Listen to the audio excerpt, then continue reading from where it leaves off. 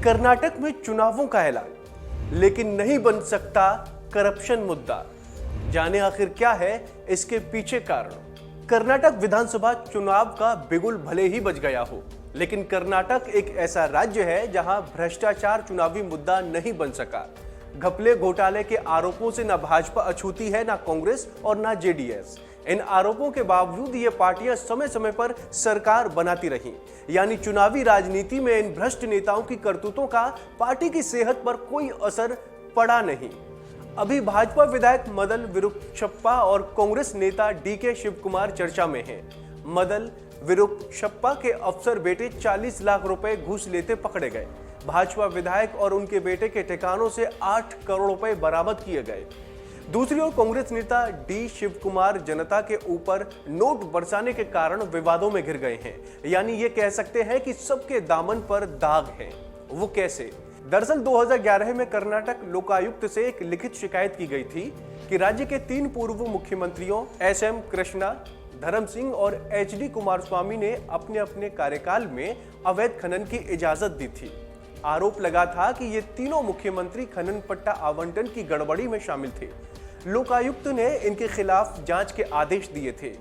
SM Krishna और धर्म सिंह जहां कांग्रेस के मुख्यमंत्री थे, वहीं कुमारस्वामी जेडीएस के 2011 में कर्नाटक के तत्कालीन लोकायुक्त जस्टिस संतोष हेगड़े ने अवैध खनन के संबंध में अपनी रिपोर्ट राज्य के मुख्य सचिव को सौंपी थी।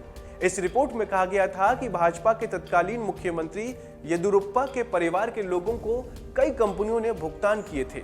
इसी रिपोर्ट में जेडीएस के मुख्यमंत्री रहे कुमारस्वामी का जिक्र गड़बड़ी करने वाले नेता के रूप में किया गया था। अवैध खनन से राज्य सरकार को 16,000 करोड़ से अधिक का नुकसान हुआ था। भाजपा नेता और पूर्व मुख्यमंत्री येदियुरप्पा को भूमि घोटाले के आरोप में जेल भी जाना पड़ा था। आपको बता दें कि येदियुरप्पा पर 40 करोड़ रिश्वत लेने का आरोप लगा था, लेकिन भाजपा ने 2018 के विधानसभा चुनाव में उन्हें सीएम चेहरा बनाया था। इस चुनाव में किसी दल को बहुमत नहीं मिला था, लेकिन फिर भी येदियुरप्पा ने सरकार बनाई थी। लेकिन वो सिर्फ 7 दिन ही मुख्यमंत्री रह पाए थे, क्योंकि बहुमत साबित करने में सफल नहीं रहे थे। हालांकि आगे चलकर येदियुरप्पा फिर सीएम बने। दूसरी तरफ कांग्रेस 2023 के विधानसभा चुनाव में सिद्धरमैया और डीके शिवकुमार को चुनावी चेहरा बनाकर मैदान में उतर रही है। डीके शिवकुमार पर भी भ्रष्टाचार के कई आरोप हैं। सिद्धरमैया जब मुख्यमंत्री थे तब शिवकुमार उनकी सरकार में मंत्री थे। 2015 में कर्नाटक हाई कोर्ट में एक याचिका दाखिल कर शिवकुमार और उनके परिवार पर अवैध खनन में शामिल होने का आरोप लगाया गया था। 2017 में इनकम टैक्स विभाग ने शिवकुमार के कई ठिकानों पर छापेमारी की थी। उनके एक करीबी के घर से 8 करोड़ रुपए बरामद किए गए थे। ईडी ने मनी लॉन्ड्रिंग केस में डीके शिवकुमार को गिरफ्तार भी किया था।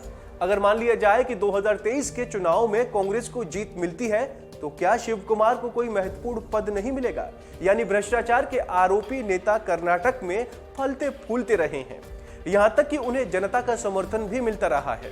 कर्नाटक में पहली बार 2007 में भाजपा की सरकार बनी थी।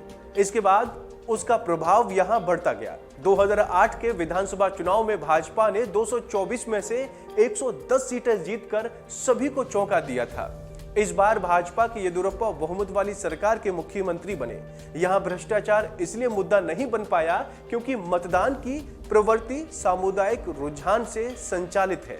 अपने समुदाय को समर्थन देने की चाहत में वोटर वैसे नेता की भी नैया पार लगा देते हैं जो घपले के आरोपी होते हैं। कर्नाटक की राजनीति लिंगायत सबसे बड़ा समुदाय है, जिसकी आबादी करीब 17% है। 120 विधानसभा सीटों पर इस समुदाय के वोट निर्णायक हैं। इसके बाद दूसरे स्थान पर वोक्कालिगा समुदाय है, जिसकी आबादी करीब 15% है। ये समुदाय दक्षिणी कर्नाटक में प्रभावशाली है। भाजपा के येदियुरप्पा लिंगायत समुदाय के शक्तिशाली नेता हैं, इसलिए उनकी चुनाव में ताकत कभी कम नहीं हुई। जेडीएस के नेता कुमारस्वामी वोक्कालिगा समुदाय से आते हैं, इसीलिए उनकी चुनावी हैसियत बनी रही। कांग्रेस नेता डीके शिवकुमार भी वोक्कालिगा समुदाय से आते हैं। कर्नाटक चुनाव में समुदाय कितना अहम है, ये 2018 के टिकट वितरण से समझा जा सकता है।